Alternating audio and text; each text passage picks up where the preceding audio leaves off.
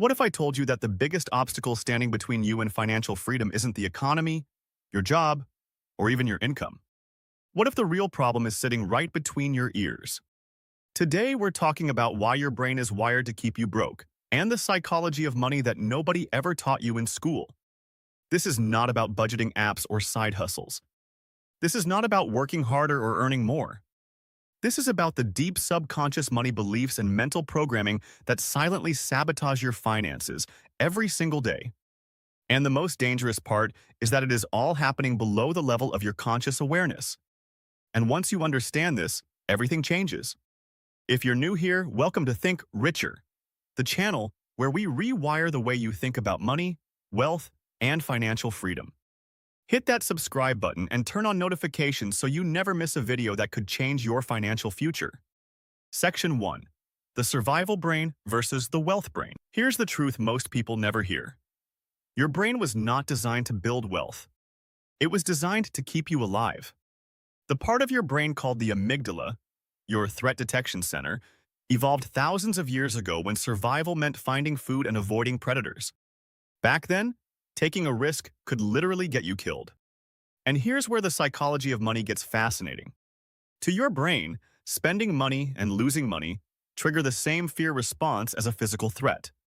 This is called loss aversion, and research shows that losing money feels twice as painful as gaining the same amount feels good. That is not a personal flaw. That is hardwired biology. So your brain, trying to protect you, steers you away from the very financial risks that could actually build your wealth. You don't take the investment. You don't start the business. You play it safe, and staying safe keeps you broke. Section 2. The poverty mindset. How it gets installed. Now let's talk about the poverty mindset, because most people are walking around with one and have no idea. Your money mindset is formed before you even turn 7 years old. Think about that for a second. Before you could even read a bank statement, your financial programming was already being written. The things you heard as a child, money doesn't grow on trees, rich people are greedy, we can't afford that, all of that became programming. Those phrases didn't just disappear. They became your subconscious money beliefs, the invisible rules your brain runs on autopilot every time you face a financial decision. This is why financial self-sabotage is so common. It's not a willpower problem. It's a programming problem. And you can't solve a programming problem with a budget spreadsheet. Section 3. The scarcity loop. Here's one of the most dangerous patterns that keeps people financially stuck. It's called the scarcity mindset loop. When you believe there's never enough money, enough opportunity, enough time, your brain locks into a scarcity mindset. And a scarcity mindset changes your behavior in very predictable ways. You focus obsessively on what you don't have. You make short-term decisions that feel safe but destroy long-term wealth. You avoid learning about investing because it feels out of reach. You self-sabotage opportunities because deep down, you don't believe you deserve them. Princeton researchers actually found that scarcity, the feeling of not having enough, literally reduces your cognitive capacity by the equivalent of losing 13 IQ points. Read that again. Financial stress is not just emotionally draining, it is cognitively limiting. Your brain under financial stress cannot think clearly about the future. That's not weakness. That's neuroscience. Quick pause.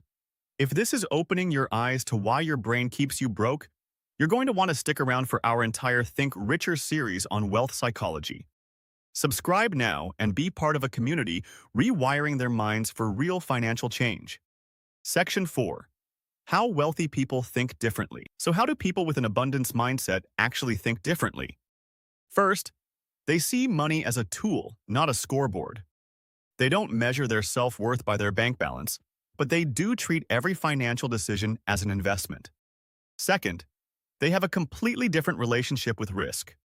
Where a broke mindset sees danger, a wealthy mindset sees calculated opportunity. They ask, what is the cost of not taking this risk? A question most people never think to ask. Third, and this is critical, people who think richer understand delayed gratification. The famous Stanford marshmallow experiment showed that children who could wait for a second marshmallow went on to have better financial outcomes, better health, and better life satisfaction decades later. Your brain can be trained to delay gratification, and that training alone can completely change your financial trajectory. Section 5. How to rewire your brain for wealth. Here's the good news, and this is the part that should genuinely excite you. Your brain is neuroplastic, which means it can be rewired. This is not motivation talk. This is neuroscience. The subconscious money beliefs you were programmed with as a child are not permanent. Step 1 is awareness. You cannot change a belief you don't know you have. So start noticing your emotional reactions to money, the anxiety, the avoidance, the guilt. Those reactions are clues pointing directly at the programming that needs to change. Step 2 is pattern interruption. Every time you catch a limiting belief about money, consciously replace it with a question. Is this actually true, or is this just old programming? That pause, that moment of questioning, is where the rewiring begins. Step 3 is consistent new input. Your brain builds new neural pathways through repetition. Consuming content, books, conversations, and communities that model an abundance mindset is not just motivational. It is literally reshaping how your brain wires to think about wealth. That's why what you're doing right now, choosing to learn and challenge your financial thinking, already puts you ahead of most people. Outro. Your brain was wired to keep you safe. But safe and wealthy are not the same thing. The psychology of money is real, the science is clear, and the good news is that you have the ability to change your financial mindset starting today. The broke mindset says, I can't afford it.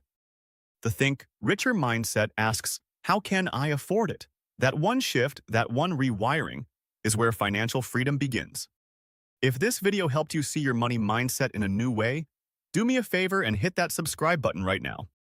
Every week on Think Richer, we go deeper into the psychology, strategy, and science of building real wealth. And you don't want to miss what's coming next. I'll see you in the next one.